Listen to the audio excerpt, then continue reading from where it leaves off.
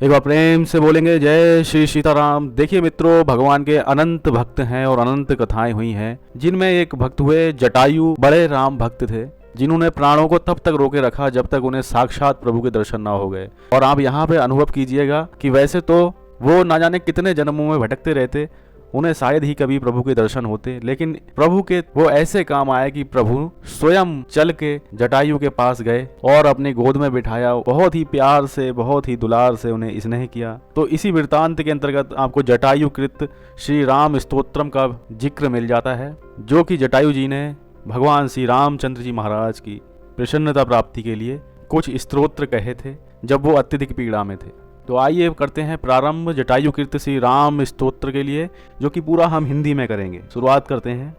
जटायु बोले, जो अगणित गुणशाली हैं, अप्रमेय हैं, जगत के आदि कारण हैं तथा उसकी स्थिति और लय आदि के हेतु हैं, उन परम शांत स्वरूप परमात्मा श्री रामचंद्र जी की मैं निरंतर वंदना करता हूँ, जो असीम आनंदमय और श्री कमला देवी के कटाक्ष के आश्रय हैं तथा जो ब्रह्मा और इंद्र आदि देवगणों का दुख दूर करने वाले हैं। उन धनुष बाणधारी वरदायक नरश्रेष्ठ श्री रामचंद्र जी को मैं अहनिष्ठ प्रणाम करता हूँ, जो त्रिलोकी में सबसे अधिक रूपवान हैं, सबके स्तुत्य हैं, सैकड़ों सूर्यों के समान तेजस्वी हैं तथा वांछित फल देने वाले हैं।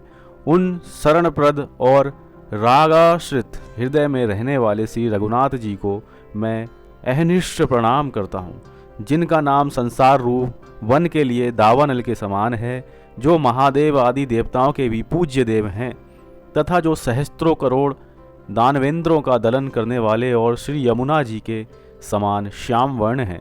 उन दया में श्री हरि को मैं प्रणाम करता हूँ, जो संसार में निरंतर वासना रखने वालों से अत्यंत दूर हैं और संसार से उपराम मुनिजनों के सदैव दृष्टिगोचर रहते हैं तथा जिनके चरण रूप पोत यानी कि जहाज संसार सागर से पार करने वाले हैं। उन रघुनाथ जी की मैं शरण लेता हूँ, जो श्री महादेव जी और श्री पार्वती मैया के मन मंदिर में निवास करते हैं, जिनकी लीलाएं अति मनोहारिणी हैं तथा देव और असुर पतिगण जिनके चरण कमलों की सेवा करते हैं। उन गिरिवरधारी सुखदायक रघुनायक जी की मैं शरण लेता हूँ, जो परधन और पर स्त्री से सदा दूर रहते हैं तथा पराय गुण और पराई विभूति को देखकर प्रसन्न होते हैं। उन निरंतर परोपकार परायण महात्माओं से सुसेवित कमल नयन श्री रघुनाथ जी की मैं शरण लेता हूँ, जिनका मुख कमल मनोहर मुस्कान से विकसित हो रहा है, जो भक्तों के लिए अति सुलभ हैं, जिनके शरीर की कांति इंद्र नीलमणि के समान सुंदर नीलवर्ण है तथा जिनके मनोहर नेत्र श्वेत कमल की सी शोभा वाले हैं। उन श्री गुरु महादेव जी के परम गुरु श्री रघुनाथ जी की मैं शरण लेता हूँ। हे प्रभु, जल से भरे हुए पात्रों में जैसे एक ही सूर्य प्रतिबिंबित होता है, वैसे ही सत्व, रज और तम इन तीनों गुणों की वृत्ति के कारण आप ही विष्णु, ब्रह्मा और महादेव रूप से भासित होते हैं। हे ईश, आप देवराज इंद्र की भी स्तुति के पात्र हैं। मैं आपकी स्तुति करता हूँ। आपका दिव्य शरीर सैकड़ों करोड़ कामदेवों से भी अधिक सुंदर है। सैकड़ों मार्गों में फंसे हुए लोगों से आप अत्यंत दूर हैं और यतीश्वरों के हृदय में आप सदा ही भासमान हैं। ऐसे आप आतिरहर प्रभु श्री रघुपति की मैं शरण लेता हूँ।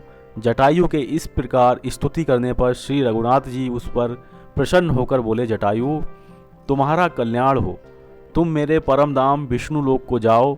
जो पुरुष मेरे इस स्तोत्र को एकाग्रचित से सुने, लिखे अथवा पढ़े, वह मेरा सारूप्य पद प्राप्त करता है और मरते समय उसे मेरा स्मरण रहता है। पक्षीराज जटायु ने श्री रघुनाथ जी का ये कथन बड़े हर्ष से सुना और उन्हीं के समान रूप धारण कर ब्रह्मा आदि लोकपालों से पूजित परम धाम को चला गया। इति श्री आध्यात्म रामायणे अरण्यकांडे अष्टमे सर्गे जटायु कृत श्री राम स्तोत्रम संपूर्णम। तो एक बार प्रेम से बोलेंगे, सियावर रामचंद्र की जय, पवन सुत हनुमान की जय। जय जय श्री सीताराम।